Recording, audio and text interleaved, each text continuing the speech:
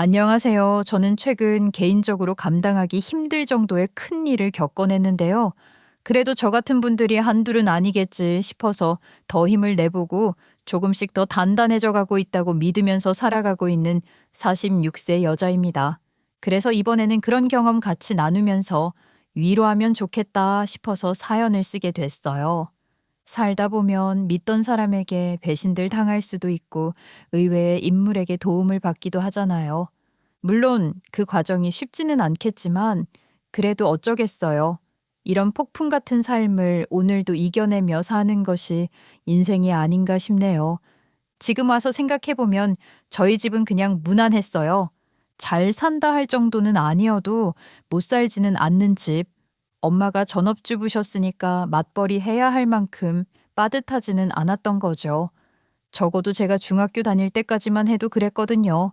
아침이면 아빠는 제일 먼저 출근했고, 엄마는 부엌에서 냄비를 두드리며 밥을 하셨고, 저는 학교 가기 싫다고 투덜거리면서도 교복을 입고 나갔어요. 너무 익숙해서 그 평범함이 사실은 종이장처럼 얇았다는 걸 알지 못했던 거예요. 제가 중학교 2학년이던 해였어요. 아빠가 외근 중에 교통사고를 당하신 거예요. 아빠는 그 자리에서 돌아가셨다고 했어요.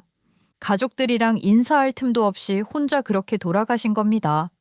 그 소식은 바로 학교로 날아들었고, 저는 교실에서 불려 나와서 담임 선생님 얼굴만 보고도 뭔가 크게 잘못됐다는 걸 알겠더라고요. 장례식장은 현실감이 없었어요. 중학생이니 머리가 좀 큰 상황이었을 텐데도 상황이 이해되지도 않았는데 초등학생이던 동생은 오죽했을까요? 더 말할 것도 없었죠. 저희는 그저 검은 옷을 입은 채 서 있었어요. 그리고 그때부터 우리 집안 형편은 눈에 띄게 기울기 시작했어요. 그때는 구체적인 사정을 몰랐지만 아마 가장이던 아버지가 돌아가셨다는 게 제일 이유가 컸겠지요. 그런데 나중에 다른 일도 있었다는 걸 알게 됐습니다. 아빠가 돌아가시면서 받을 수 있었던 보상금 같은 것들이 있긴 했는데 엄마가 경황이 없어서 먼저 챙기지를 못한 거예요. 근데 그 사이에 아빠 형제들이랑 할머니가 그걸 홀랑 챙겨갔다고 하더라고요. 그 얘기를 알게 된 날, 엄마는 부엌에서 가계부를 정리하시다가 분노의 치를 떠셨습니다. 그 인간들이 사람이야? 지 형, 지 오빠가 죽었는데 그 목숨값부터 챙기는 게 사람이냐고? 엄마, 왜 그래? 고모들이 뭐라 그랬어? 가족 같은 소리 안 해. 인간 같지도 않은 금수 같은 것들이야. 제 아들 목숨값을 그렇게 빼돌릴 수가 있어? 손주들은 볼 생각도 없다는 거지. 지들이 그렇게 이뻐하던 조카들 걱정 하나 안 하는 것들이 가족이야? 엄마는 분노에 잠겨서 제 말은 못 듣고 허공에 계속 친가 욕을 하셨어요. 그렇게 저도 대충 일이 어떻게 돌아가게 된 건지 알고 있었고요. 결국 우리 집은 빠르게 기울어져 갔고요. 우리 세 식구는 집을 팔았습니다. 그리고 그렇게 오래 살던 동네를 떠나 그나마 근방의 집값이 저렴한 지역으로 옮겨 반지하 새방으로 내려갔어요. 햇빛은 잘 안 들고 비만 오면 창문 아래로 물이 찼지만 그때는 그런 것도 따질 처지가 아니었죠. 그래도 엄마는 포기 안 했어요. 먹고 살겠다고 정말 이를 악물고 일하셨거든요. 새벽에 나갔다 밤에 들어오면서도 괜찮다. 아직은 버틸만하다고 하셨어요. 그런데 그것도 그리 오래 가지 못했어요. 제가 고등학교를 졸업하고 취업을 하자마자 엄마가 암 선고를 받으셨거든요. 세상이 참 잔인하죠. 그런데 병실에서도 엄마는 늘 같은 걱정만 했어요. 그놈의 병원비요. 이거 진통제 달면 얼마 나온대? 엄마, 그런 거 지금 신경 쓸 때야? 엄마 아파서 잠도 잘 못 자잖아. 사람이 잠은 자야지. 말은 쉽지. 너는 돈이 막 하늘에서 떨어지니? 아이고, 이 병원비를 다 어떡해. 그냥 길에서 빨리 죽는 게 낫지. 이걸 다 어떡하냐 정말. 심지어는 아빠처럼 그냥 길에서 한 방에 죽는 게 낫겠다는 말까지 서슴없이 하실 정도니까 엄마 고통도 말이 안 됐을 거예요. 그런데 그런 말 듣는 딸내미 아들내미 가슴은 얼마나 수천갈래로 찢어지겠어요. 그렇게 엄마는 돈 걱정만 하시더니 고작 1년 만에 돌아가셨어요. 그때 제 나이는 21, 동생은 아직 고등학생이었죠. 장례식장에는 조문객도 거의 없었고 문득 우리 남매가 세상에 덩그러니 남겨진 기분이 들었습니다. 그 뒤로 저는 작은 회사에 격리사원으로 취업했고 제가 번 돈으로 동생을 책임져야 했어요. 저는 동생만이라도 대학을 가길 바랐지만 그 상황에서 동생이라고 해서 공부에 집중할 수가 있었겠어요.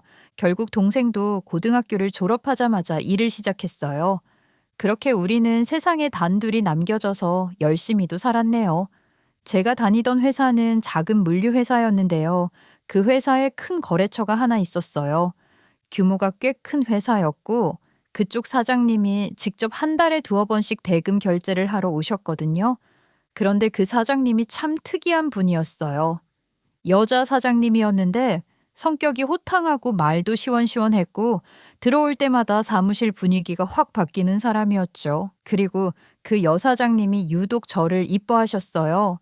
처음엔 그냥 인사 잘하고 일 잘해서 그런 줄 알았죠. 서류 정리나 계산 같은 걸 제가 맡아서 했는데 깔끔하게 처리한다고 칭찬을 많이 하셨거든요. 아이고, 유진 씨, 일 참 야무지게 해. 말도 예쁘게 하고. 이런 젊은이가 요즘 어디 흔해? 아니에요, 사장님.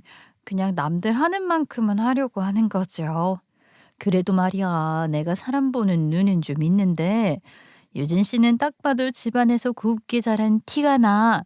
유진 씨 같은 인재는 어디 가도 예쁨 받잖아. 나중에 이직 생각 있으면 나한테 꼭 말해. 이러면서 웃으시는데 그 말이 싫지는 않았어요. 누가 나를 보고 탐난다고 말해주는 게 제 가치가 오르는 기분이 들잖아요. 그 후로는 가끔씩 오실 때 화장품이나 립스틱 같은 것도 하나씩 사다 주시더라고요. 이쁜 나이인데 너무 수수하게만 다니지 말고 좀 꾸미고 다녀. 유진 씨 젊음이 너무 아깝다. 제가 화장 같은 걸 잘 몰라서요. 그래도 선물해 주셨으니까 제가 연습하고 잘 써볼게요. 감사합니다. 그래, 그래. 처음엔 할 줄 몰라서 그렇지. 꾸미기 시작하면 진짜 이뻐질 거야. 내가 보장해. 그래서인지 그 여사장님 오시는 날은 괜히 기분이 좋았어요. 그날만큼은 제가 그냥 회사 격리사원이 아니라 세상에 하나뿐인 인재 같았거든요. 그쯤 동생이 군대를 갔어요. 하나밖에 없는 가족이 군대를 간다고 하니까 그 두려움이 그렇게 크게 느껴질 줄 몰랐어요. 입된 날 훈련소 앞에서 저는 진짜 펑펑 울었지 뭐예요. 주위에서 다 쳐다볼 정도로 울었고 훈련병들 가족 중에 우는 분들 몇 있었지만 그 정도로 우는 건 저밖에 없는 것 같더라고요. 동생은 어쩔 줄 몰라 하면서도 저를 달래느라 정신이 없었죠. 누나, 금방 갔다 올 건데 왜 이래? 나 뭐 진짜 죽으러 가? 뭐? 야, 이 자식아. 죽는단 말 그렇게 쉽게 하지 마. 누나한테 혼날 줄 알아? 아이, 진짜 오버하지 마. 휴가 나오면 또 보잖아. 지금 여기서 누나만 유난인 거 알지? 너는 누나 속도 모르고 잘 먹고 잘 자고 상관들이 하는 말 적당히만 잘 듣고 예쁨 받으면서 살아. 알았어? 아이, 알았어. 그만 좀 울어. 나중에 들은 얘긴데 동생이 그러더라고요. 동기들이 다 제가 여자친구인 줄 알았다고요. 누나라고 해명했더니 동생 군대 보내면서 그렇게 우는 누나가 어디 있냐고 했다는데 제가 그때 딱 아이디어가 떠올라서 동생한테 사식 보내면서 잘 부탁드린다 쪽지 썼거든요. 그랬더니 누나가 있냐면서 동생 대우가 좋아졌다고 하더라고요. 아무튼 그건 나중 일이고 제가 동생 훈련소 보낸 다음 날 출근을 했는데 눈이 퉁퉁 부어서 누가 봐도 울고 온 티가 났어요. 그리고 그날 여사장님이 오셔선 딱 보시더니 바로 묻더라고요. 유진 씨, 눈이 왜 그래? 밤새 울었어? 아니에요. 그냥 좀 일이 있어서요. 일은 무슨 아주 펑펑 울었구만. 말해봐. 무슨 일인데? 내가 유진 씨 볼 생각에 신나서 왔는데 너무 속상하네. 그 말에 이상하게 마음이 확 풀려버렸어요. 그날은 왜 그랬는지 제가 제 집안 사정이며 동생 이야기까지 주르륵 다 해버렸어요. 아빠 이야기, 엄마 이야기, 지금은 동생 하나 남았다는 얘기까지 말이 멈추질 않더라고요. 그래서 그렇게 우는구나. 아이고, 어린 나이에 참 고생 많았겠다. 원래 이런 얘기 잘 안 하는데요. 됐어, 됐어. 그런 인생 살아왔는데 이렇게 반듯한 게 기특한 거지. 아이고, 내가 그동안은 그것도 모르고 상처 주는 말도 한 건 아닌가 몰라. 그러면서 저를 위로해 주겠다고 저녁을 사주시겠다는 거예요. 저는 사양하다가 얼떨결에 따라 나섰는데요. 예약하셨다는 식당에 가보니 일행이 와 있는 거예요. 알고 보니 여사장님 아들이라고 하더라고요. 그제야 분위기가 좀 이상하다는 걸 느꼈죠. 딱 봐도 그냥 밥만 먹는 자리는 아니었거든요. 아들, 인사해. 내가 얘기한 유진 씨야. 아, 말씀 많이 들었습니다. 말도 없이 합석하게 돼서 죄송합니다. 그냥 저는 없다고 생각하셔도 돼요. 아니에요. 괜찮아요. 밥을 먹는데 그 사람은 말투가 참 부드러웠어요. 뭐 하나라도 더 챙겨주려고 했고, 물도 먼저 따라주고, 제 얘기를 끊지 않고 들어줬죠. 밥을 다 먹고 나서는 집까지 차로 데려다 주겠다고 하더라고요. 그래서 덕분에 집에 편하게 도착했는데, 그 다음 날에는 제 퇴근 시간에 맞춰서 회사 앞에 차를 대고 기다리고 있었어요. 솔직히 말하면 처음부터 좋았다기보다는 그냥 그렇게 끌려간 느낌이었어요. 너무 외롭고 힘든 시기에 누가 그렇게 잘해주니까 정신 차릴 틈도 없이 마음이 가버린 거죠. 그렇게 우리는 자연스럽게 사귀게 됐습니다. 그 사실을 알게 된 회사 사장님이 저를 불러서 조심스럽게 말을 꺼내시기도 했어요. 유진 씨, 그 여사장 아들 만난다며? 네, 사장님. 업무에는 지장 없게 하겠습니다. 아니, 내가 뭐라고 하려는 게 아니라 걱정이 돼서 말이야. 그 여사가 유진 씨 점 찍은 것 같더라니만 결국 이렇게 되는구만. 무슨 말씀이세요? 그 사장 아들 이혼남이야. 여자 문제 때문에 이혼했었단 말도 있고. 뭐 그 집이 돈이 많긴 하지만 유진 씨가 너무 순해서 괜히 걱정돼서 그래. 솔직히 저는 그 말을 듣고 아 뭐야 그런 얘기하려고 하신 거구나? 이런 생각이나 했네요. 그 사람이랑 나이 차이가 10살 가까이 난다는 것도 이혼 경력이 있다는 것도 다 알고 있었지만 그 사람은 정말 다정했고 저를 공주처럼 대했고 여사장님은 저를 너무 이뻐하셨거든요. 그때 저는 그냥 제가 늘 다시 돌아가고 싶었던 그 평범한 가정 안으로 들어간 느낌이 들어서 그냥 행복하기만 했습니다. 그 가족들은 제 동생에게도 정말 잘해줬어요. 남자친구는 동생이 휴가 나올 때마다 밥을 사주고 용돈도 챙겨주고 친형처럼 챙기면서 같이 면회도 가고 그랬죠. 그러니 과거는 과거일 뿐 저랑 이 사람은 행복한 가정을 꾸릴 수 있을 거라는 확신에 차 있었어요. 그리고 남동생이 제대를 하고 얼마 지나지 않아 우리는 결혼을 했어요. 제가 가진 건 별로 없어서 거의 빈몸으로 들어가다시피 했지만 시부모님은 그런 저를 이미 잘 알고 있었기에 기꺼이 이해해 주셨고요. 그렇게 제 결혼 생활이 시작됐습니다. 저는 가진 것도 없었고 시부모님이 워낙 좋았으니까 남편이 시댁에 같이 들어가서 살자는 말을 할 때도 별로 거부감이 없었어요. 오히려 마음이 놓였달까요? 이제 진짜 가족이 생겼다는 느낌이 컸거든요. 그래서 결혼하자마자 저는 회사를 그만두고 집안일을 맡아서 하게 됐습니다. 처음엔 솔직히 일 많다는 생각까지는 안 했어요. 그냥 새댁이니까 이 정도는 해야지 생각하면서 의욕 만땅이었죠. 그런데 생각보다 집이 컸어요. 2층짜리 단독이었는데 방도 많고 계단도 있고 마당까지 있었죠. 그 집을 온전히 청소하는 것부터 시작해서 온 가족 뒷바라지, 식사 준비까지 전부 제 몫이 되니까 솔직히 많이 벅찼습니다. 제일 큰 문제는 시아버지였어요. 시어머니는 큰 사업을 하시니까 늘 아침 일찍 나가 밤늦게 들어오셨고 남편도 그 회사에서 같이 일을 했죠. 그런데 시아버지도 회사 일을 한다고는 했지만 정확히 말하면 그냥 시어머니 회사에 이름만 걸어두고 하고 싶은 거 다 하면서 사는 느낌이었거든요. 그런데 이 집안에는 한 가지 고집이 있었어요. 아무리 바빠도 밥은 꼭 집에서 먹는다는 거요. 그래서 식사 시간이 전부 달랐어요. 아침 일찍 시어머니랑 남편이 출근하면서 밥을 먹고 나가요. 그거 차리고 치우고 나면 느지막하게 일어난 시아버지가 내려와서 또 아침을 찾으세요. 특히 힘들었던 건 점심이었어요. 회사가 집이랑 가깝다는 이유로 시어머니랑 남편이 자주 들어왔거든요. 여보, 우리 오늘 점심 일찍 먹으려고 10분 뒤에 도착하니까 밥 좀 차려놔줘. 어? 벌써? 나 아직 준비 못했는데 어떡하지? 뭐 아무거나 금방 하면 되지. 좀 이따 봐. 그렇게 어떤 날은 하루에 5번, 6번씩 밥을 차렸어요. 차리고 치우고 또 차리고 치우고. 그 사이에 청소하고 빨래하고 다림질까지 하면 하루가 그냥 사라졌습니다. 처음엔 더 힘들었어요. 원래 이 집에는 주방 일을 하시던 분이 있었는데 제가 시집 오면서 그분을 그만두게 했거든요. 그런데 살림은 완전 초짜인 저에게 그 아주머니 같은 스킬을 요구하는 거예요. 거기에 시아버지는 사소한 것도 그냥 넘기지 않았어요. 아니, 이거 어제 먹던 거 아니야? 내가 이제 앞으로 밥 먹을 날이 얼마나 있다고 이렇게 밥을 대충 먹어야겠어? 죄송해요, 아버님. 어제 한 거 양 조절을 못해서 많이 남겼더라고요. 아까우니까 오늘까지만 드세요. 뭐? 지금 시비 보고 잔반초리나 하라는 거야?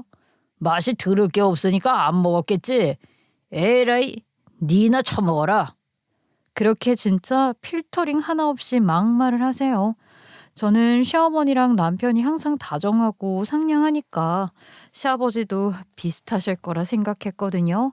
근데 진짜 이럴 줄은 몰랐습니다. 남편은 그 옆에서 시아버지한테 뭐라 하긴 하는데 그것보단 애둘러서 달래는 느낌이랄까요? 아버지, 이 사람이 아직 우리 집 입맛을 모르나 봐요. 제가 내일 들어올 때 요리책이라도 몇 권 사올게요. 그러고는 저한테 낮게 말했죠. 내일부턴 좀 더 신경 써. 괜히 말 나오잖아. 그때마다 저는 속으로 울컥했지만 꾹 참았어요. 제가 울컥해봤자 제 편 들어줄 사람도 없었거든요. 시어머니요? 시어머니야 친절하시긴 했지만 그분도 항상 제 편은 아니었어요. 보는데 답답하긴 하니까 마냥 칭찬은 못 하시더라고요. 그래도 노골적으로 몰아붙이진 않고 애둘러 말씀해 주시긴 했습니다. 처음엔 다 그래. 모르면 물어보고 해. 혼자 끙끙대다 보면 더 힘들어. 네, 어머님. 에휴, 저도 잘하려고 하는데 할 게 너무 많아서 아직 헤매는 것 같아요. 나중 가면 익숙해져서 오히려 시간이 남을 거야. 그럼 얼마나 팔자 좋겠니? 유진아. 그런데 내가 저번에 보니까 빨래도 좀 시원찮더라. 내가 한번 보여줄게. 그 말이 틀린 말은 아니라고 생각했어요. 사실 저는 살림을 잘하는 사람도 아니었고 요리를 잘하던 것도 아니었으니까요. 그래서 그냥 제가 더 노력해야 한다고 생각했어요. 가족을 위해서 더 배우고 더 잘해야 한다고요. 그렇게 하루하루 버티다 보니까 어느 순간부터 요리 실력도 늘고 살림도 점점 손에 익긴 하더라고요. 시어머니 말대로 시간이 남는 일은 없었지만 그래도 반찬값 맞추는 것도 눈대중으로 되고 청소도 요령이 생겼고요. 식구들 불만이 적어지면 그걸로 충분하다고 생각했어요. 그리고 저는 결혼한 지 얼마 안 돼 23세 아이를 임신하게 됐습니다. 아무래도 임신하고 집안일을 하려니까 솔직히 힘들긴 하더라고요. 하필 제가 운도 나쁘게 입덧까지 온 거죠. 부엌 문만 열어도 속이 울렁거리는데도 밥은 밥대로 차려야 했으니 어떻게든 하긴 하는데 평소 같진 않았겠죠. 그런데 웃긴 건요. 제가 힘든 것보다 시부랑 남편이 불편해지니까 그때부터 불평이 시작되더라고요. 아니, 답지 않게 왜 이렇게 굶떠? 밥은 아직도야? 죄송해요, 아버님. 속이 좀 안 좋아서요. 아이고, 애가 졌다고 유세는 다 떠는구나. 그놈의 입덧은 언제까지 하는 거야? 여보, 괜찮아? 냄새 안 심한 걸로 간단하게 아무거나 차려줘도 돼. 냄새 안 나는 게 없어서 그래. 잠깐만 기다려봐. 냄새 싫으면 창문 열고 하면 되잖아. 알았어, 기다려봐. 내가 창문 열어줄게. 이런 식이었어요. 저는 속이 울렁거려서 말 그대로 눈앞이 핑 도는데 일 분담해 줄 생각, 아니, 그냥 스스로 할 생각이 전혀 없더라고요. 그런데 그런 시댁에도 이 문제만큼은 완벽한 재편이 있었으니 바로 시어머니입니다. 유진아, 너 얼굴이 왜 이렇게 하얘? 또 토했지? 네, 냄새만 맡아도 속이 뒤집혀요. 아이고, 어떡하냐. 오늘은 우리 나가서 먹고 올 테니까 너는 누워서 좀 쉬어라.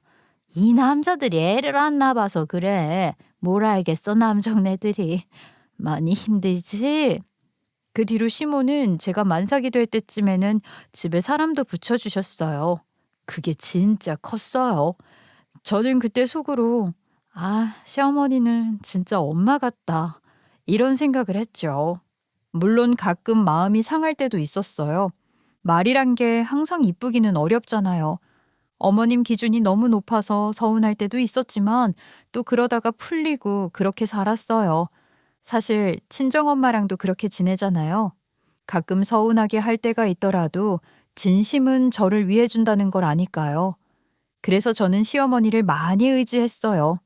제가 지치고 힘들 때, 정말 이제 한계라고 느껴질 때, 그래도 제 얘기를 들어주는 사람은 시어머니밖에 없었거든요. 문제는 남편이었어요. 연애할 때는 그렇게 자상하고 저를 공주처럼 대하던 사람이 결혼하고 나니까 점점 달라졌거든요. 제가 집에 있으니까 집안일이랑 육아는 당연히 제 몫이라는 식이 됐어요. 아이가 태어난 뒤에는 더 그랬고요. 제가 하루는 정말 너무 힘들어서 말을 꺼냈어요. 나 어제 진짜 한숨도 못 잤어. 애가 계속 울어서 나 좀 도와주면 안 돼? 뭘 도와달라는 거야? 당신이 할 일이잖아. 육아에 내일 남일이 어딨어. 나는 지금 하루 종일 집안일 하면서 애도 보고 밤에는 잠도 못 자고. 나 진짜 녹초야. 너만 애 키우냐? 다른 아줌마들도 다 이렇게 살아. 하루 종일 집에 있으면서 밖에서 일하고 온 나한테 또 일을 하라고 하고 싶어? 그럼 주말에 애 데리고 같이 어디 나들이라도 나가자. 집에만 있으니까 눈이 팽팽 돌아. 너가 어디 갈 곳이나 있어? 갈 친정도 없으면서 뭐가 불평이야. 내 덕분에 좋은 집에서 편하게 호강하면서. 그러면 제가 또 전곡을 찔리니까 말을 제대로 못했거든요. 그래서 애가 좀 컸는데도 남편은 주말에 데리고 놀러 갈 생각을 한 번을 안 했어요. 매일 바쁘다고 이 핑계 저 핑계 대면서 집에서는 잠만 자기 바빴죠. 애 데리고 놀이동산 같이 가주는 사람은 늘 제 동생이었어요. 동생이 휴무 맞춰서 와서 애 아빠가 할 일을 다 해줬다니까요. 그러니 시어머니도 좀 눈치가 보였는지 저를 자주 달래시더라고요. 너 혼자 고생이 많다. 어떡하니? 그런데 요즘 정말 회사가 많이 바빠. 너가 이해 좀 해줘. 어머님, 바쁜 건 알아요. 근데 애 얼굴도 안 보잖아요. 애가 자기 아빠보다 삼촌 얼굴을 더 많이 봐요. 내 아들이라 하는 소리가 아니라 회사에서 허리 한번 못 펴고 일만 해. 그러니까 네가 좀만 더 이해해줘. 응? 내가 얘한테도 잔소리 할게. 시어머니는 말만 하지 않고 남편에게도 잔소리를 했고 저한테도 용돈을 두둑하게 챙겨주셨어요. 제 동생도 챙겨주셨고요. 그러면 저도 동생 볼 낯이 좀 생기더라고요. 무엇보다 가장 감사했던 건 제 동생이 가게를 차릴 때였어요. 사실 저는 돈을 보태주고 싶었는데 제가 무슨 돈이 있겠어요. 그래서 동생한테 미안해하고 있었거든요. 근데 그걸 어떻게 하셨는지 시어머니가 돈을 1,000만 원 정도 보태주신 거예요. 그래서 저는 시어머니에게 감사한 마음 항상 가지면서 그럭저럭 그렇게 살았던 것 같아요. 동생도 나름대로 가게를 꾸리면서 결혼도 했고 저도 열심히 가족들을 위해 최선을 다하면서 남매를 낳아서 키웠고요. 솔직히 남편이 마음에 안 들 때도 많았는데 그때마다 시어머니 얼굴 보면서 버텼습니다. 이러저러 잡음은 있지만 그럭저럭 잘 사는 것이라고 저는 그때까지는 진짜로 생각했거든요. 그런데 살면 살수록 남편이랑 저랑은 점점 좀 뭐랄까 대면대면해졌어요. 싸우는 것도 아니고 그렇다고 사이가 좋은 것도 아니고 그냥 한 집에 같이 사는 사람들 느낌이랄까요. 남편은 집에 와서도 말을 거의 안 했거든요. 늘 회사에 가서 살다시피 했고 집에 있어도 전화 붙잡고 있거나 서류 보느라 바빴어요. 애들한테도 크게 관심을 두지 않았고요. 처음엔 저도 그게 서운했는데 이상하게 사람은 적응을 하게 되더라고요. 원래 저 사람은 저렇지 하고요. 오죽하면 애들 입에서 먼저 그런 말이 나왔겠어요. 엄마, 아빠는 뭐 관심 없잖아. 우리끼리 가자. 그래도 한번 물어볼까? 아빠랑 같이 가면 좋잖아. 아니야, 물어봐도 안 갈걸. 회사 바쁘다고 할 게 뻔해. 아빠도 우리가 안 물어보는 걸 더 좋아하실 듯. 그 말이 웃기면서도 씁쓸했어요. 그래서 애들이 좀 크고 나서는 남편 없이 저랑 애들끼리만 여행도 다니고 외식도 다녔어요. 가끔은 시어머니도 모시고요. 그게 오히려 더 편했어요. 굳이 눈치 볼 사람도 없고 일정 맞출 필요도 없고요. 사는데 큰 불만이 있냐고 물으면 딱히 그렇다고 말하기도 애매했어요. 가끔 사이좋은 부부들 보면 부럽긴 했지만 남편은 원래 일에 파묻혀 사는 사람이니까 어쩌겠어요. 조금만 더 가정에 신경 써주면 좋겠다는 마음은 있었지만 이제 남편도 50이 넘은 나이였고 평생을 그렇게 살아온 사람을 제가 바꿀 수는 없잖아요. 그냥 이게 우리 집 방식인가 보다 하고 넘어갔죠. 그 사이에 큰아이는 대학생이 됐고 둘째도 성실하게 공부를 잘 했어요. 그래도 애들 잘 키웠네 이런 생각이 들 무렵이었는데 어느 순간부터 남편 눈치가 좀 이상하더라고요. 원래도 살갑지는 않았지만 예전보다 더 퉁명스러워진 느낌이랄까요. 순간 그런 생각이 스쳤어요. 설마 놔두고 어디 바람이라도 피는 건가? 솔직히 그럴 사람 같지는 않았지만 그렇다고 완전히 아니라고 장담할 수 있는 분위기도 아니었거든요. 그래서 그 말을 조심스럽게 시어머니한테 꺼냈죠. 어머님, 요즘 애아빠가 좀 이상한 것 같아서요. 혹시 딴 생각하고 있는 건 아니겠죠? 너는 무슨 그런 생각을 하니? 쓸데없는 생각하지 마. 그러겠죠? 어머님 보시기엔 별일 없는 거죠? 당연하지. 내가 그건 보증한다. 내 아들이 한눈 팔래는 절대 아니야. 애가 좀 무뚝뚝해서 네가 고생하는 건 알지만 그런 의심은 말도 안 되는 소리지. 애비가 얼마나 속상하겠냐. 시어머니가 그렇게 딱 잘라 말하니까 괜히 제가 소설 쓴 것 같아서 더 이상 말 안 했어요. 그래, 시어머니가 저렇게 말하는데 내가 뭘 더 생각하겠어 싶었죠. 그런데 그 무렵부터 시어머니 몸이 눈에 띄게 안 좋아지셨어요. 연세도 이른이 넘으셨으니 예전 같지 않은 건 당연했지만 그래도 몸이 자주 붓고 조금만 움직여도 너무 힘들어 하셨어요. 병원 가보시라고 해도 괜찮다 괜찮다 하시다가 결국 회사에서 쓰러지셨다는 거예요. 놀라서 병원으로 달려갔는데 의사 선생님 말이 아직도 귀에 생생해요. 신부전입니다. 왜 이렇게 늦게 오셨어요? 지금 투석해도 쉽지 않은 상태예요. 빨리 신장이식 준비하셔야 합니다. 가족분들 다 불러오세요. 그 말에 온 가족이 다 얼어붙었어요. 우리가 아는 시어머니는 엄청 강한 분인데 병원 침대에 누워있는 모습을 보니까 현실감이 확 오더라고요. 이후에 신장 이식 검사를 받게 됐어요. 나이가 많은 시아버지는 제외됐고 남편이랑 제가 검사를 받았죠. 결과는 다행히 남편이랑 저 둘 다 적합 판정을 받았어요. 그런데 남편은 결석이 있었고 아무래도 나이가 있고 하니 건강 상태도 제 쪽이 더 좋은 거죠. 아드님이 혈연 관계에 계시니 적합하시면 이식 대상자가 되긴 하세요. 근데 제가 술도 하고 흡연도 하는데 이게 정말 괜찮은 결정일까요? 아무래도 며느님이 예후가 더 좋기는 할 겁니다. 아드님은 몸 상태가 그리 좋지 않으셔서 이후에 건강관리 잘 하셔야 해요. 솔직히 저는 신장 이식이 그렇게 큰 일인지 잘 몰랐어요. 그냥 하나 떼어주면 끝인 줄 알았죠.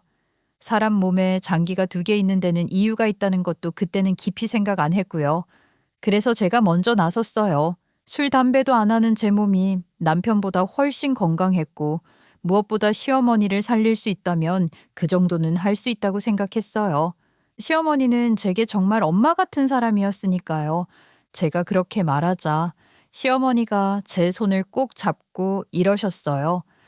그래, 나는 유진이 네가 해줄 줄 알았어. 어머님, 당연하죠. 고맙다. 정말 고맙다. 앞으로 이 엄마가 더 잘해줄게. 저는 그 말이 싫지 않았어요. 그래서 오히려 그때 감정에 복받쳐서 이런 말까지 했다니까요.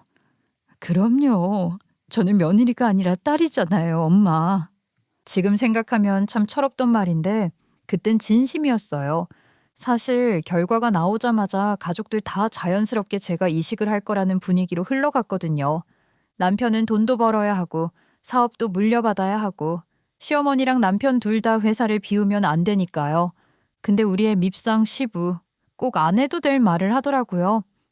당연히 며느리가 해야지. 우리 아들은 일도 해야 하는데 이제 애들도 다 컸잖아. 집에서 하는 게 뭐가 있냐. 수술하고 편히 쉬면 되지. 맨날 힘들다 지랄을 하더니 이참에 푹 쉬겠구먼. 물론 그 말을 듣고 시어머니가 어떻게 그런 말을 하냐고 한 번은 뭐라고 하셨지만 솔직히 다들 속으로는 비슷하게 생각하고 있었을 거예요. 저 역시도 어느 정도는 그렇게 생각하고 있었고요. 그런데 막 20살 간 넘긴 큰애는 달랐어요. 대학교 들어가고 애가 아빠한테 자주 대들기 시작했거든요. 할머니 이식해주는 거면 아빠가 해야지. 아빠가 아들인데 왜 엄마가 해? 아빠가 이식해드릴 만큼 몸 상태가 좋지 않으니까 그러는 거야. 지금이라도 몸 관리해서 하면 되잖아. 왜 그런 큰일을 엄마가 해요? 이직하면 몸 얼마나 상하는데. 그럼 아빠 몸은 상해도 된다 이 말이야. 이 새끼가 잘 알지도 못하면서 어른들 일에 끼어들어. 그 말을 듣는데 순간 기가 찼어요. 이식하는 건 난데 왜 지가 저렇게 화를 내지? 아들은 결국 혼나고 방으로 들어갔는데요. 큰애가 화가 난 나머지 삼촌한테 전화를 했던 모양이었어요. 동생은 그 얘기 듣고 바로 펄펄 뛰었죠. 누나, 그게 말이 돼? 이식을 해도 그 인간이 해야지. 왜 아무 관련 없는 누나 신장을 떼? 피 한 방울 안 섞인 누나가 왜? 너도 알잖아. 우리 시어머니 그냥 시어머니 아니야? 나한테는 엄마랑 다름없어. 그래도 이건 아니지. 피 이어진 가족들끼리도 하기 힘든 걸 왜 누나가 하냐고. 유성아, 너 가게 연다고 했을 때 돈 보태준 사람도 우리 시어머니잖아. 만약에 반대 입장이어도 어머님이 해주셨을걸? 지금 생각하면 제 혀를 제가 깨물고 싶어요. 그때 저는 진짜로 그렇게 믿고 있었거든요. 동생은 그깟 1,000만 원 이자 쳐서 2천만 원 주겠다고 펄펄 뛰었지만 저는 끝까지 동생을 다독였어요. 그게 맞는 선택이라고. 그땐 진심으로 생각했으니까요.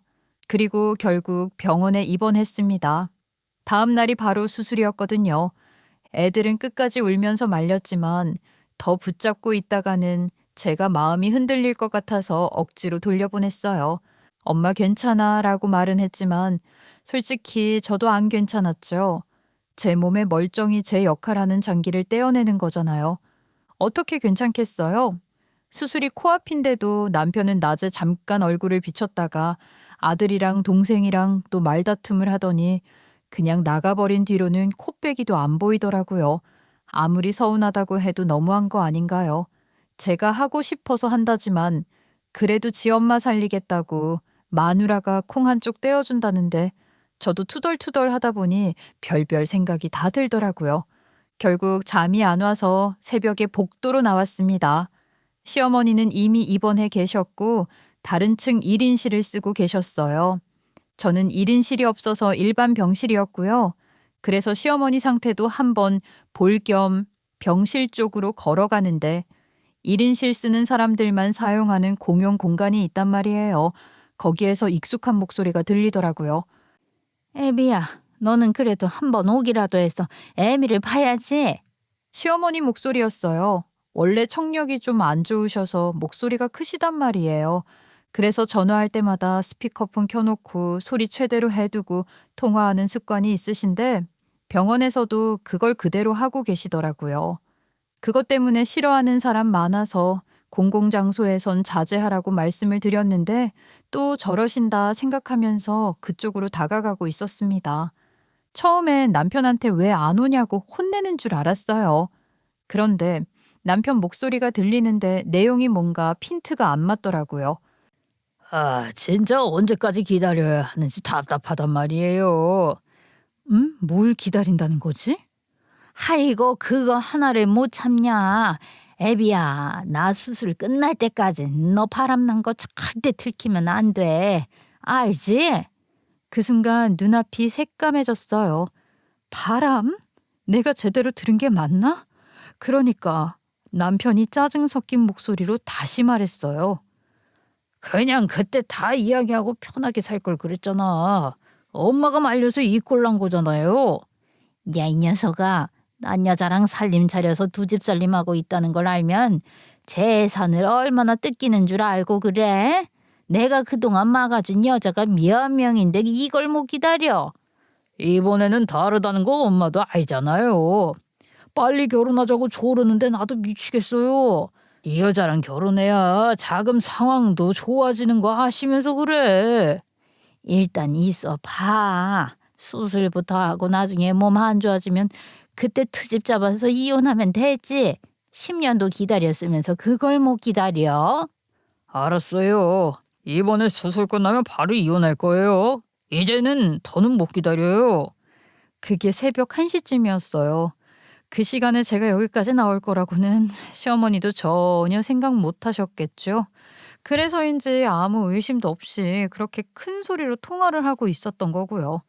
하필이면, 정말 하필이면 그 타이밍에 제가 그 앞에 있었던 거고요. 아, 하늘이 날 도왔구나. 그런 생각이 스치자마자 다리에 힘이 풀려서 그 자리에 그대로 주저앉았어요. 무슨 말을 해야 할지도 모르겠고 머릿속이 그냥 새하얘졌어요. 분노도 아니고 슬픔도 아니고 그냥 아무 생각이 안 들더라고요. 그래도 마지막으로 남아있던 이성의 끈을 붙잡고 저는 아무 일도 없었던 것처럼 제 병실로 돌아왔어요. 침대에 누웠는데 잠은 당연히 안 오고요. 그냥 멍하니 천장만 보고 있었죠.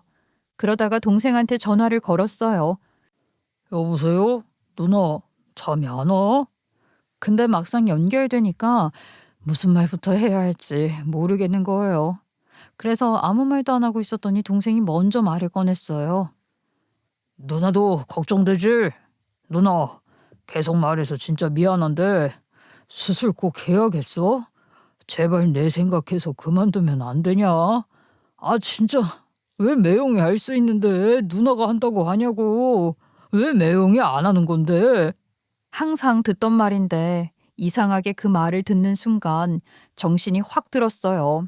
제가 지금까지 지키려고 했던 게 뭔지, 그리고 누구한테 무엇을 속고 있었는지 말이에요. 그래서 딱 마음이 굳어졌습니다. 이 인간들 절대로 그냥 두지 않겠다고요. 다음 날이 바로 수술 당일이었어요. 저랑 시어머니 이식 수술은 오후 4시로 잡혀 있었고 아침부터 병원은 분주했지요. 저도 새벽에 거의 잠을 못 잔 상태였는데 동생은 아침 일찍부터 병원으로 달려왔어요. 얼굴 보자마자 말 안 해도 알겠더라고요. 얘는 밤새 한숨도 못 잤구나. 남편은 애들 데리고 3시쯤 돼서야 나타났어요. 마치 정해진 일정 소화하듯이요. 옆에 애들 얼굴 보는데 그 사이에 지들 아빠한테 또 한 소리 들은 것 같더라고요. 기가 팍 죽은 게 안타까웠습니다. 그래도 저는 그때까지 아무 말도 안 했어요. 얼굴에도 티 안 내고 그냥 평소처럼 앉아 있었죠. 이미 마음은 다 정리된 상태였으니까요. 수술 절차 기다리다가 잠깐 답답해서 동생이랑 병실 밖 복도로 나왔어요. 그때 마침 가증스럽게도 시어머니가 저를 본다고 병실 쪽으로 오고 있더라고요. 그렇게 복도 한가운데서 온 가족이 다 마주쳤어요. 시어머니, 시아버지, 남편까지. 그런데 저는 그 인간들한테는 눈길도 안 주고 바로 간호사 선생님한테 갔어요. 간호사님, 주치의 선생님 좀 불러주세요. 드릴 말씀이 있어요. 지금 수술 준비 중이셔서. 급해요. 지금 꼭 불러주세요. 저 수술 못해요. 아니, 안 할 거예요. 그리고 서류 하나를 꺼냈어요. 신장 기증 약속 취소서 제 자필로 써온 거요. 그러니까 가족들 사이에 정적이 흘렀죠. 남편이 제 쪽으로 한 발 다가오면서 입을 열었어요. 당신 이게 지금 무슨 말이야? 수술을 안 하겠다고? 지금 이게 무슨 헛소리야? 헛소리 아니야. 나 수술 안 해. 안 할 거니까 주치 불러달라고 했잖아. 아가, 너 왜 이러니? 수술 당일에 갑자기 이게 무슨 소리야? 왜 그러긴요. 마음이 바뀌었어요. 저 수술하기 싫고 어머니한테 제 신장 주기 싫어요. 당신 지금 장난해? 여기까지 와서 갑자기 하기 싫다고 때를 쓰면 다 되는 줄 알아? 우리 엄마 수술 어떻게 하려고? 그건 내가 생각할 문제 아닌 것 같은데? 그리고 저는 간호사 선생님 쪽으로 다시 고개를 돌렸어요. 선생님, 들으셨죠?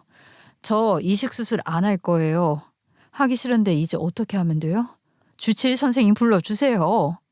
그때부터 병원 복도가 술렁이기 시작했어요. 시어머니는 제 앞에서 어쩔 줄 몰라 하면서 설득하려 들고 시아버지는 뒤에서 고함을 지르고 남편은 얼굴이 벌겋게 달아올라서 막 제 어깨를 잡아 끌고 하는 거죠. 그런데 동생이 딱 앞을 막아섰어요. 손대지 마세요. 뭘 그렇게 우악스럽게 잡아당기세요? 삼촌이 딱 막아서니까 이제 기죽어 있던 큰아들도 이때다 싶었나 봐요. 아들도 합세를 하기 시작한 거죠. 아빠, 엄마가 수술하기 싫다잖아요. 이제 그만 좀 하세요. 그러는 순간이었어요. 갑자기 짝 소리가 복도에 울렸어요. 남편이 제 아들 뺨을 때린 거였어요. 그러니까 진짜 제 눈이 확 돌더라고요. 제가 생각할 틈도 없이 그대로 달려들어서 남편 뺨을 있는 힘껏 갈겨버렸습니다. 그리고 발로 밀쳐버렸죠. 야, 네가 뭔데 감히 내 아들을 때려? 네가 뭔데? 그렇게 네 엄마 소중하면 네가 이식 수술을 해. 남편이 비틀거리며 뒤로 물러나자 이번엔 시어머니가 지 아들 때렸다고 눈이 뒤집힌 거죠.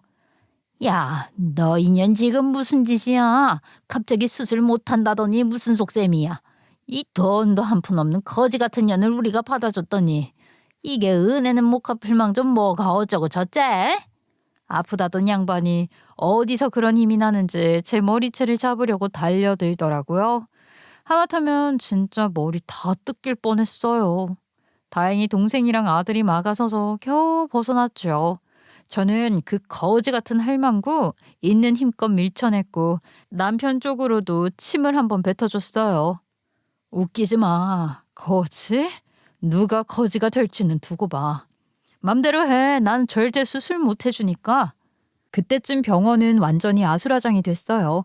시어머니랑 남편은 발광을 하고 시아버지는 고함을 지르고 간호사들이 말리고 보안 요원들이 뛰어오고 복도에 있던 사람들이 다 쳐다보고 있었죠. 그러고 동생이랑 병실로 돌아오는데 애들이 저를 뿔뿔 쫓아오더라고요. 애들이 활짝 웃으면서 따라오는데 쳐다보고 저도 슬쩍 웃음이 났습니다. 그리고 저랑 동생이 제 짐을 정리하고 있었어요. 그때 주치의가 연락을 받았는지 거의 뛰다시피 병실로 들어오더라고요. 저는 짐 챙기다 말고 다시 기증철회 의사를 똑똑히 밝혔어요. 들으신 그대로예요. 갑자기 이렇게 돼서 죄송하지만 저는 기증 안 합니다. 기증 철회 서류는 이미 작성해서 간호사 선생님께 드렸어요. 저는 이만 퇴원할게요. 의사가 뭐라고 더 말을 보태려는 눈치였는데 굳이 안 들었어요. 기증자인 제가 싫다는데 누가 뭘 어쩌겠어요. 그건 병원도 막을 수 없는 일이잖아요. 복도 쪽에서는 난리가 나 있었어요. 시어머니는 울고불고 고함을 지르고 있었고 시아버지도 여전히 고래고래 소리를 질렀어요. 다른 신장이라도 구해오라는 이상한 소리를 하고 있더라고요. 지 아들 신장 떼면 되는데요. 남편도 찔렸는지 제 병실 쪽으로 거의 달려오더라고요. 저는 환자복 다 갈아입고 문을 벌컥 열고 나가자마자 망설임 없이 그 인간 뺨을 다시 한번 짝짝 갈겨줬네요. 야, 너 내가 모를 줄 알아? 너 딴 여자랑 바람난 거, 살림까지 차린 거, 너 수술 끝나면 나 버릴 생각이었지? 그리고 그 인간들 사이로 사진을 뿌렸어요.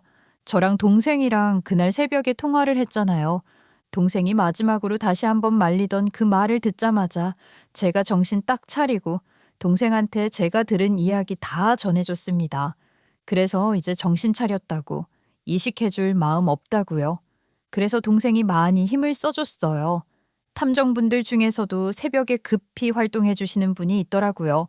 운이 좋게도 생각보다 증거 채집이 빨랐어요.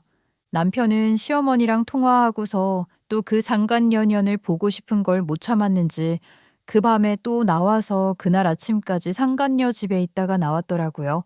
그리고 그 여자가 현관까지 나와서 잘 다녀오라고 배웅하는 장면까지 전부 다 찍혀 있었어요. 사진을 보는 순간 남편 얼굴이 쩍하고 굳었죠. 저는 그 얼굴 보고 이번엔 시어머니를 쳐다봤어요. 어머님도 다 알고 계셨죠? 이 인간이 상간녀 만난 지 2년 됐다던데요. 그 사이에 어머님도 같이 밥 먹고 통화도 하고 아주 사이 좋으셨더라고요. 그러면서 신장은 저보고 달라고요? 진짜 웃기지도 않아. 가서 새며느리한테 간이든 쓸개든 다 달라고 해보세요. 그렇게 새며느리가 좋으면 그걸 네가 어떻게 해? 어떻게 알았냐고요? 전날 밤 동생이랑 통화 끝내고 나서 동생은 탐정한테, 저는 골아떨어져 있을 시어머니 병실에 갔습니다. 이미 밤이 깊었기 때문에 쿨쿨 잘도 자고 계시더라고요. 그리고 시어머니 핸드폰을 봤죠. 다 있더라고요. 문자 통화 기록, 저장된 이름까지. 그 상간녀 이름이 뭐로 저장돼 있었는지 아세요? 예쁜 내 딸이었어요. 저는 평생 그 고생을 했는데 딸 같은 며느리였고요. 제가 그 얘기까지 하자 주변에서 숨 들이마시는 소리가 들렸어요. 다들 숨죽이고 이 재밌는 막장 드라마를 직관하고 있었거든요. 복도에 있던 사람들, 간호사들, 의사들까지 다 상황을 알아버린 거죠. 조금이라도 저를 붙잡으려고 하던 사람들도 그 순간부터는 아무 말도 못했어요. 저는 갑니다. 아, 병원비는 다 저 인간들에게서 받으세요. 저 하마터면 속고 몸도 상하고 큰일 날 뻔했으니까요. 그리고 그대로 병원을 나왔어요. 뒤에서 시어머니 울음소리가 터져 나왔는데 솔직히 말해서 어쩌라고 싶더라고요. 저는 바로 동생이 미리 잡아둔 변호사를 만나러 갔어요. 증거는 충분했어요. 시어머니 핸드폰에서 나온 것들도 있었고 오늘 아침까지 남편이 상간녀 집에 있다가 나온 사진도 있었고요. 그래서 우리는 바로 이혼 소송을 시작했어요. 그 사이에 큰애가 집에 가서 제 짐을 전부 빼서 가져왔고 둘째도 자기들 짐 챙겨서 저 있는 곳으로 왔어요. 그렇게 저는 그 인간들이랑의 관계를 하루아침에 뚝딱 정리해버렸습니다. 이혼 소송은 생각보다 빨리 끝났어요. 싸울 게 별로 없었거든요. 애들은 이미 다 컸고 둘째도 고등학생이었으니까 양육권으로 왈가왈부할 일도 없었어요. 다만 문제는 딱 하나, 재산이었죠. 그 인간들은 제가 결혼하고 난 뒤 형성된 재산의 절반을 요구하자마자 난리를 쳤죠. 주니마니 못 주니 말도 안 된다고 고함을 질렀는데요. 솔직히 말해서 그게 그 인간들 마음대로 되는 일인가요? 법이 주라고 하면 주는 거지요. 생각해보면 제 결혼 생활이 20해가 넘었어요. 23, 꽃다운 나이에 들어와서 평생 집안일하고 뒷바라지하면서 살았는데 그걸 두고 그 인간이 뭐라고 한 줄 아세요? 제가 집에서 밥 차린 거 말고 한 게 뭐가 있냐는 거예요. 그런 말도 안 되는 논리를 우겨대니까 오죽하면 조정을 했던 판사가 한숨을 쉬더라니까요. 이보세요. 20년 넘게 집에서 밥하고 빨래하고 청소한 건 다 누구를 위해서 한 겁니까? 그동안 따뜻한 밥 먹고 편하게 집에서 쉬었던 건 누구 덕분이라고 생각하세요? 그건 돈을 안 벌어오니까 그런 일이라도 해야 하는 거 아닙니까? 예, 맞습니다. 남편분께서도 말씀하시네요. 밖에서 일하는 거랑 동등하게 역할 분담을 했다는 거요. 그때 그 인간 얼굴이 딱 굳더라고요. 말대꾸도 못하고 입만 달싹거리다가 고개를 숙였어요. 괘씸죄가 좀 들어갔는지 저는 재산을 꽤 넉넉하게 받았어요. 그 중에서도 가장 크게 다퉜던 게 제 명의로 되어 있던 건물이었어요. 결혼하고 15년쯤 지났을 때였죠. 시어머니가 세금 문제 때문에 제 이름으로 명의를 옮겨놓은 시내 건물이 하나 있었는데 위치도 좋고 수익도 괜찮은 알짜배기였어요.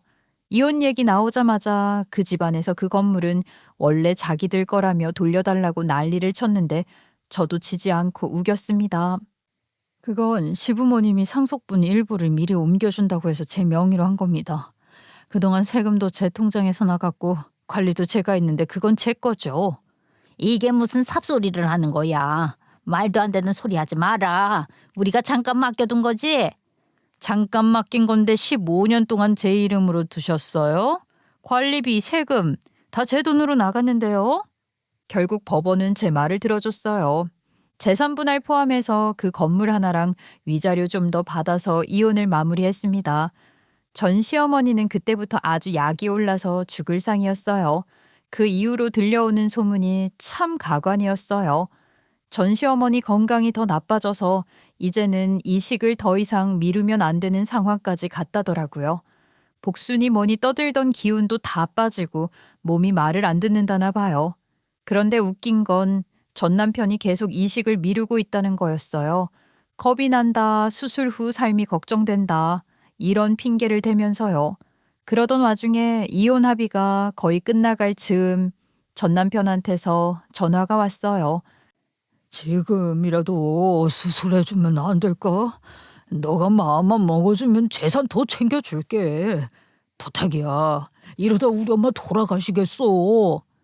야, 정신 차려. 재산을 챙겨준다고? 내가 거지야? 적선해? 나는 내가 받을 몫을 정당하게 받은 거야. 어디서 돈 가지고 거래질이야. 너나 해. 그 전화 끊고 나니까 진짜 소름이 돋았어요. 그런데 그 인간이 더 악질이었던 건 저한테 안 통하니까 이번엔 아들한테 전화를 했다는 거예요. 이식검사 한번 받아보자. 너는 젊고 건강하니까 괜찮을 거다. 아빠보다 낫지 않겠냐. 이런 말을 했다는 거죠. 저는 행여나 큰애가 죄책감이라도 가질까 너무 걱정이 되는 거예요. 그래서 더 단호하게 얘기해줬어요. 할머니 자식인 인간도 안 해준다는 걸 왜 너가 하냐고. 이건 네가 신경 쓰지 않아도 된다. 우리가 알아서 할 문제니까 끼지 말라고 말이죠. 다행히 아들은 후련한 느낌으로 알겠다고 하더라고요. 본인도 안 하는 걸 자식에게 떠넘기는 걸 보고 아들도 지 아빠한테 질린 모양이었어요. 그렇게 이혼은 마무리됐어요. 저는 그동안 정리된 돈으로 아파트 하나를 샀고 예전에 제 명의로 되어 있던 건물은 그대로 관리하면서 지내고 있습니다. 딱히 거창한 계획은 없어요. 일단은 둘째가 곧 고3이라 그 아이 대학 가는 것까지만 보고 나서 그 다음을 생각해보자는 마음이에요. 그때 가서 뭘 할지 천천히 보려고요. 전 시댁 쪽은 사업을 정리했다고 들었어요. 원래도 조금씩 기울고 있었다는데 전 시어머니 건강이 급격히 나빠지고 전 남편이 사업을 물려받으면서 상황이 더 안 좋아졌다고 하더라고요. 거기에 저한테 줘야 할 돈까지 얹히니 버티는 게 의미가 없었던 모양이에요. 당분간은 쉬겠다고 했다나 봐요. 그리고 결국 전 남편이 전 시어머니한테 신장 이식을 해줬다고 들었어요. 그렇게 미루고 미루더니 더는 피할 수 없어진 거죠.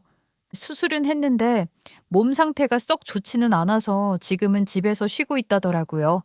전 시어머니도 마찬가지고요. 그러니까 그 집안에서 그렇게 대놓고 설치던 그 여자, 바람났던 그 상간녀는 바로 도망을 갔다고 했어요. 사업도 기울고 몸도 안 좋아지니까 해준 집이며 뭐며 싹 챙겨서 미련 없이 사라졌다네요. 지금은 그 집에 셋이 모여서 겨우 밥이나 해먹고 산다는데 큰아이가 한 번 들렀다가 와서는 그러더라고요. 집이 엉망이고 부엌은 더 엉망이래요. 가정부를 불러도 사소한 걸로 트집 잡고 난리를 치니까 다들 얼마 못 버티고 그만둔다나 봐요. 뭐 다 큰 어른들이니까 알아서들 살겠죠. 거기까지 제 알 바는 아니었어요. 저는 요즘 너무 홀가분해요. 적당한 평수 아파트로 오니까 청소할 것도 별로 없고 빨래도 3명분뿐이니 몰아서 한 번에 하면 끝이고요. 식사도 시간 맞춰서 대충 차려놓으면 되니까 얼마나 편한지 몰라요. 평생 부엌에 서서 종종거리며 살았는데 어떻게 그렇게 살았나 모르겠네요. 애들이야 각자 바빠서 집에서 한 끼 먹을까 말까고요. 그래서 요즘은 예전에 미뤄뒀던 공부도 조금씩 다시 해보고 있고 혼자서 짧은 여행도 다녀볼까 생각 중이에요. 꼭 뭘 이루겠다는 거창한 마음은 아니고요. 여유가 생기니까 생각이 많아지더라고요. 진작 이렇게 살 걸 왜 그렇게 오래 붙잡고 있었을까? 그런데 또 한편으로는 그 시간을 다 지나왔기 때문에 지금 이 상태가 있는 거라는 생각이 드니까 굳이 후회까지는 안 하는 게 좋겠더라고요. 그래서 그냥 앞으로는 좀 더 제 자신만 생각하면서 열심히 그리고 더 행복하게 살아보려고요. 제 앞날을 응원해 주시면 감사하겠습니다. 지금까지 들어주셔서 고맙습니다.